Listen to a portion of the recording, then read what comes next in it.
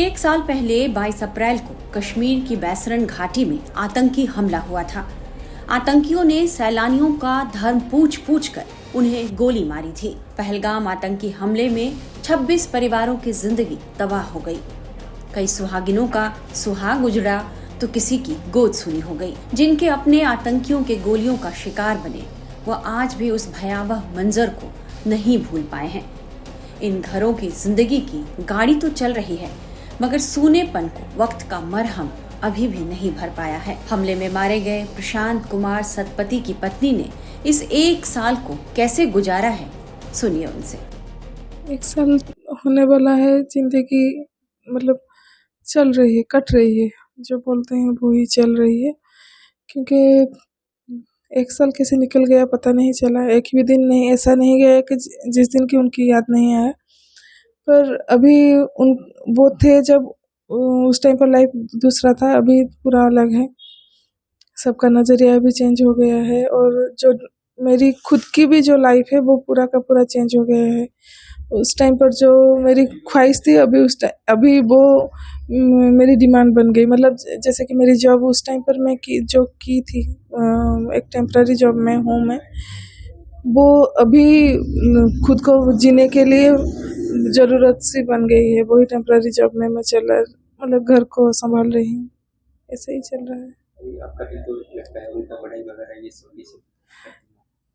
उसी से वो जो अभी जिस जॉब में हूँ टेम्पररी में, उसी में चल रही है। क्योंकि उस टाइम पर गवर्नमेंट जो आए थे बोले थे कि मुझे सरकारी नौकरी मिलेगा, मेरे बच्चे का जो पढ़ाई का खर्चा वो उठाएंगे और आर्थिक सहायता जो है वो दिए हैं, मिलेगा, वो मिल गया है। पर अभी तक जो सरकारी नौकरी बोले थे अभी तक नहीं मिला है।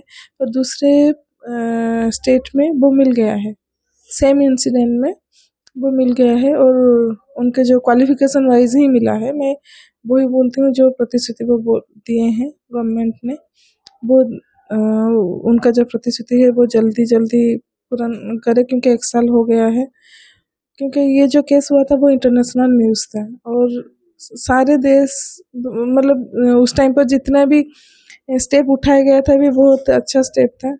उस टाइम पर गवर्नमेंट जो बोले हैं वही सब फुलफिल करेंगे तो अच्छा होगा। अभी आप क्या सोचते हैं? अभी तो मेन मोटो यही है कि मुझे अच्छा एक मेरी क्वालिफिकेशन वाइज एक गवर्नमेंट जॉब जो बोले हैं वो मुझे मिल जाए। क्योंकि मैं थोड़ा स्टेबल बन जाऊं और जो बच्चे का पढ़ाई है वो तो अभी चल रहा है, वो भी थोड़ा अच्छा हो जाएगा। क्योंकि खुद स्टेबल हो जाऊंगी तो उसके तरफ थोड़ा ध्यान ज़्यादा दे पाऊंगी। पुणे के संतोष जगदाले ने भी इस हमले में अपनी जान गंवा दी। उनके नहीं रहने पर परिवार पर क्या बीत रही है, परिवार ने इस सदमे को कैसे झेला है, उन पर क्या गुजर रही है, सुनिए उनकी पत्नी की जुबानी। आज एक साल पूरा हो गया ये घटना के लिए। पर मैं तो वो जो घटना है 22 तारीख की, जो अप्रैल की घटना है, 2:30 बजे का समय था, मैं उसी में हूँ। मेरी आंखें खुली रहती है या बंद होती है, मेरे सामने उनका वो गोलियों से लगा हुआ और खून से गिरा हुआ जो चेहरा है, वही जो उनका पड़ा हुआ शरीर है, वही मुझे दिखता है। और वो घटना मुझे बार बार याद आती है कि मैं उनको हाथ लगाकर आहो आहो उठा ये कह रही थी, आप सांस लो। मुझे नहीं मालूम था कि वो उसी वक्त गए हैं। मैं दिन भर में उसी आशा में थी कि ये शायद बेहोश हो गए हैं, कोमा गए हैं, और शाम को अगर मैं हॉस्पिटल उनको लेके जाएंगे वहाँ, तो फिर वो मुझे हंसकर देखेंगे कि मैं ठीक हूँ करके। मैंने ये घटना उस वक्त एक ही बार हुई है, पर मैं दिन भर में उन्हीं ख्यालों में रहती हूँ। मैं सबसे बात करती हूँ, हंसती हूँ, पर मेरे दिमाग में पीछे में कंटिन्यूसली वही घटना चलती रहती है। उनकी हंसी, उनकी यादें, उनकी बातें, उनका गाना कहना, और उन सब के पीछे मुझे वही चेहरा दिखता है। मैं वहीं पर हूँ और मैं नहीं जानती कि मैं वहाँ से कब निकलूँगी। हमारी सरकार ने हमारे लिए ऑपरेशन सिंदूर किया, उनको हमारी तकलीफ समझ में आई, हम हमारी फैमिलीज़ की, या फिर वो जो कहते थे मोदी सर कि हम, ये मेरी बेटियां हैं, मेरी बहनें हैं, उनको हमारी ये तकलीफ़ समझ में आई, इसलिए उन्होंने वो ऑपरेशन सिंदूर किया। मैं उसके लिए उनकी बहुत आभारी हूँ कि उनको हमारा ये दर्द समझ में आया। पर मैं उनसे एक दरख्वास्त करूँगी कि ऐसी घटना ही ना घटे। किसी भी औरत पर उसके पति को सामने मरता हुआ देखना बहुत तकलीफ वाली बात है, क्योंकि वो औरत उस वक्त से उसी एक सेकंड से लेकर विधवा बन जाती है। ये बहुत बहुत तकलीफ वाली बात है। और कैसे भी हो ना, समाज बोलता है ना इसको भी सिंदूर लगाना चाहिए। तो वो जो मैं सबसे सुनती हूँ ना, वो बहुत दर्द देने वाला होता है। घर की पूरी जिम्मेदारी आपकी लड़की के ऊपर आई है, तो क्या लगता है आपको दैनंदिन जीवन में क्या मुश्किल का सामना? ये घटना के बाद ना हमारी सिचुएशन बहुत ज़्यादा डिफ़िकल्ट थी। अब पहले 6 महीने हम दोनों ने बहुत तकलीफ़ में निकाले, और फिर हमारे सरकार ने हमारी अभी हमने जो प्रॉमिसेस किए थे वो पूरे किए, तो अभी तो ठीक है, हमारा चल जाएगा। पर वो जब सिचुएशन थी कि हम लोग जो मेंटल स्ट्रेस में थे, और वो घटना की वजह से हम लोग जो तकलीफ़ में थे, वो दुख हमारा कोई नहीं बांट सकता। मैं और मेरी बेटी इससे खुद ही निकलने की कोशिश कर रहे हैं। पर मैं सरकार से ये दरख्वास्त करूँगी कि ना, किसी के ऊपर ऐसी घटना, यानी किसी के ऊपर ये ऐसा घटना नहीं घटनी चाहिए, और उन्होंने पहले से ही इस सब का बंदोबस्त करना चाहिए कि ऐसी घटना ना घटे।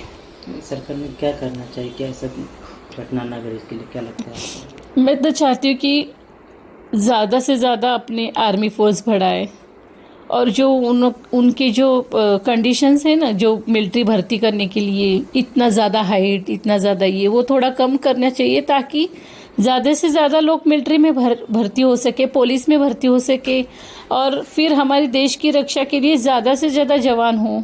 क्योंकि मैं ये बात क्यों मैं बोल रही हूँ, क्योंकि जब हम लोग पहलगाम में गए थे तो वो बैसरन वाली में कोई भी सिक्योरिटी नहीं थी, एक भी अपना सिक्योरिटी का आदमी नहीं था। वो इसलिए नहीं था कि अपनी इंडियन फोर्स इतनी ज़्यादा नहीं है कि हम कहाँ पे लगाए। तो मैं चाहती हूँ कि उन्होंने ये सारे जो इंडियन फोर्स के लिए जो अपना कंडीशंस रखे, वो थोड़ा सा कम करके ज़्यादा से ज़्यादा लोगों को चांस दे, ताकि अपनी इंडियन आर्मी भी ज़्यादा से ज़्यादा संख्या में बढ़ जाए, और ये घटना कम हो जाएगी इसकी वजह से। अपने रिश्तेदारों में से कैसा सपोर्ट मिला, क्या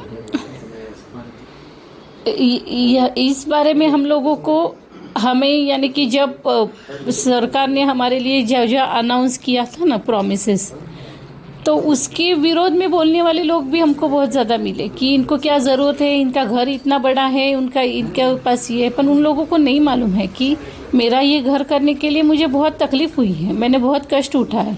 और दूसरी बात तो ये है कि हमें सपोर्ट करने वाले, जैसे खराब लोग जो हमें बोल रहे थे, वैसे हमें सपोर्ट करने वाले हमारे घर परिवार वाले, हमारे दोस्त, हमारे फैमिली मेम्बर्स, उन्होंने हम लोगों को बहुत सपोर्ट किया। इसीलिए हम लोग आज यहाँ पर बैठकर बोल सकते हैं, बात कर सकते हैं। 22 अप्रैल का दिन कभी नहीं भूलने वाला। आपके सर के 36 लोग और आपके 26 लोग, उनका भी ऐसा ही हुआ था। मैं ही नहीं, मेरे परिवार वाले, मेरी बेटी, और वो जो 26 फैमिलीज़ हैं जिनके घर में से एक सदस्य उस घटना के लिए गया, वो 26 फैमिली भी ये घटना कभी भी नहीं भूल सकते। एक तो वो, यानी कि अगर उनके दिमागी हालत ख़राब हो गई या फिर स्मृति भ्रंश हो गया तो ही वो ये भूल सकते, वरना तो मैं नहीं जानती। मैं मेरे मरते दम तक ये घटना मैं भूलूंगी नहीं, और मैं भूलना भी नहीं चाहती। आज प्राइम मिनिस्टर मिलने की आपको ख्वाहिश है, आप मिलोगे तो उनको कहेंगे कि मिलिट्री भर्ती बढ़ना चाहिए, वहाँ का बंदोबस्त कैसा होना चाहिए, ऐसे घटना घटेंगे नहीं, इसके लिए कुछ? हाँ, क्योंकि मैं चाहती हूँ कि ज़्यादा से ज़्यादा लोग अगर हो वहाँ पर, तो फिर ये घटनाएं कम घटेगी। क्योंकि अपनी इंडियन आर्मी अपनी एक ही जगह पर होती है, तो शायद उनके लिए वो आर्मी वाले कम पड़ते होंगे। सिक्योरिटी बढ़ाने के लिए। तो मैं चाहती हूँ सरकार से, मैं ये बोलना चाहती कि थोड़ा आप उनके भर्ती के लिए जो ज़्यादा से ज़्यादा उन्होंने रूल्स रखे या फिर जो कोई कंडीशंस रखे वो थोड़ा कम कर दें, ताकि अपनी जो बेरोज़गार जो लोग हैं, इतने सारे जवान लड़के हैं लड़कियां हैं, उनको ये जॉब मिल सके। पहलगाम आतंकी हमले में अपने पति कौस्तुभ गणबोटे को खो चुकी पुणे निवासी संगीता गणबोटे की आंखों में भी अब तक उस मंजर का डर कायम है। पहलगाम में जो अटैक हुआ था वो बहुत थरारक था, बहुत डेंजरस था। उसको तो हम अभी मैं तो बोलती हूँ कि मैं मरते दम तक वो नहीं भूल पाऊंगी। बहुत डेंजर था वो सब कुछ। आपके पति जो है कौस्तुभ गणबोटे, इनके जाने के बाद आपकी ज़िंदगी में क्या बदलाव है? उनके जाने के बाद बदलाव तो कुछ भी नहीं हुआ है। सिर्फ मैं उस टाइम उनके साथ जो फ्रेश रहती थी वैसा हो नहीं रहा है। मैं हमेशा दुख में ही बुड़ी रहती हूँ। उनकी यादों को मैं भूला नहीं पा रही हूँ, क्योंकि सुबह से लेके शाम तक अगर शाम को भी खाना कुछ बनाने का रहेगा तो उनको पूछ के ही मैं बनाती थी कि आज हर रोज़ शाम को भी मेरा फ़ोन रहता था। दिन में 3-4 बार हम फ़ोन करते थे और क्या खाना बनाओ ये पूछ के फिर बनाती थी। तो वैसे उनको कैसे भूल पाऊँगी, मैं नहीं भूल पाती। अभी 1 साल के बाद जो इस 1 साल के दौरान पीएम मोदी जी ने जो ऑपरेशन सिंदूर और ऑपरेशन महादेव किया, इससे आपका थोड़ा बहुत तो दुख जो है हल्का हुआ? हाँ, मोदी जी ने जो ऑपरेशन सिंदूर और ऑपरेशन महादेव जो किया है उससे हमारा दुख थोड़ा तो हल्का हुआ है, लेकिन नहीं ऐसा नहीं लगता कि उससे कुछ फ़र्क पड़ेगा, क्योंकि उन्होंने हमको हमारे पति को मारा तो हम उनको मारेंगे, उससे थोड़ी ना अपना कुछ हल्का हो जाएगा दुख। अपने पति थोड़ी ना वापस आएंगे। तो मैं तो कहती हूँ उनको समझाओ और कुछ भी करो, उन लोगों की तरफ ये मैसेज डालो कि आपका लड़ा सरकार से साथ है तो आप सरकार के साथ बातें करो, आप सरकार के साथ लड़ो।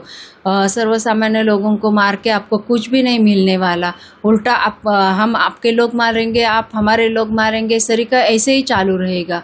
इससे अच्छा कि आप ये स्टॉप करो। और दूसरा ऐसा कि सरकार ने स्कूल में पढ़ाई के साथ साथ ये भी सिखाना चाहिए कि सामने अगर ऐसा अटैक हुआ, ऐसा कुछ अतिरेकी अपने सामने आ गया तो उसके साथ कैसे बिहेव करने का, तुरंत कैसे उसके ऊपर अटैक करने का, न डरते हुए, ये सिखाना ज़रूरी है। अभी जो 1 साल बीता है, 22 अप्रैल आपकी ज़िंदगी का सबसे दुखद दिन था, लेकिन 1 साल के बाद आज आपने जो बेटे और बहू के साथ जो बिजनेस आपने संभाला है उसके बारे में थोड़ा ही। उसके जब ऐसा हुआ था तो उसके पहले 1 साल पहले से ही मेरे पति मेरे बेटे के पीछे लगे थे कि तू सब कुछ सीख ले इस धंधे का, या कुछ मार्केट में से कुछ लाने का वगैरह वगैरह सीख ले। अगर मैं मर जाऊंगा अचानक तो तेरे ऊपर पहाड़ खुद टूट पड़ेगा, तो सीख ले पूरा, ऐसे बोलते थे। और मेरी बहू को तो उन्होंने सब कुछ सिखाया था, खरीदी करने का, कैसा करने का, क्या करने का, वो सिखा दिए थे। तो उसमें कुछ थोड़ा बहुत अड़चनी तो नहीं आई, क्योंकि हमारा राजू जो है बहुत पुराना आदमी है, वो काम करता है हमारे कारखाने में, तो उसने सब संभाला खरीदी करने का, तो वही करता था, उसके ही ऊपर जिम्मेदारी थी पूरी। तो वैसे ज़्यादा तो कुछ अड़चन नहीं आई, लेकिन बाकी लोगों ने भी हमें साथ दिया है जाने अनजाने में, तो उनका मैं शुक्रिया अदा करना चाहती हूँ। उनका कोई अधूरा सपना है जो वो बार बार हमेशा कहते थे, लेकिन अभी उसको पूरा करने के लिए आप आपके बेटे और बहू के साथ हाँ, मेरे पति का एक सपना था कि मेरा कारखाना बड़ा होना चाहिए, मेरा माल सब जो है प्रोडक्ट वो प्रदेश में जाना चाहिए। तो मेरा बच्चा मेरा कुणाल बोलता है कि हमेशा यही बोलता है कि पापा की जी इच्छा है कारखाना बड़ा करने का, सपना था उनका, तो वो मैं पूरा करूँगा। हम जगह देखेंगे, उनका चालू है सासवड़ में जगह वगैरह देखता रहता है। वो बहुत सारे लोगों को उसने बता के रखा है कि अगर कुछ जगह रहेगी तो हमें बता दो, मैं लूँगा और मेरे पापा का सपना पूरा करूँगा। कुणाल के बेटे के बारे में भी हमेशा कौस्तुभ जी बोलते थे, तो उनका क्या सपना था?